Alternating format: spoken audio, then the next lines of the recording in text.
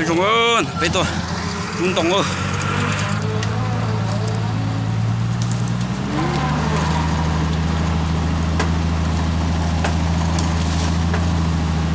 trung tổng hai tháo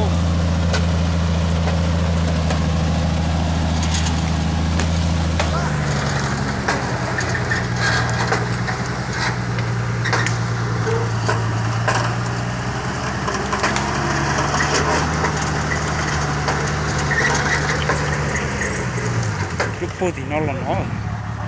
nó phải tiệt lúc po thì nó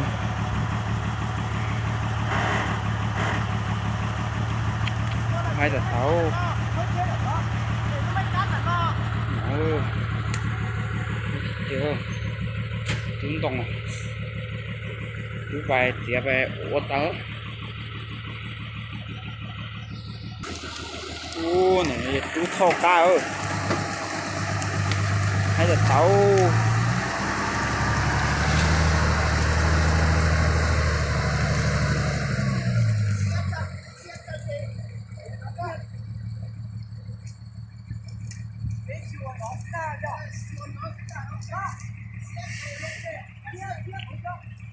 hay chưa trung tổng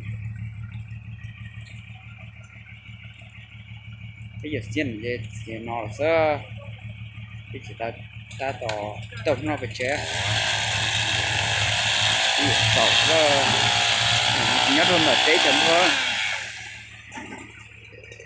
chứ chú ý vào nhau mà nó ý vào có cụt nó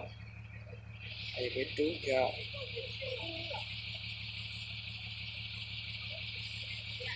chú còn nó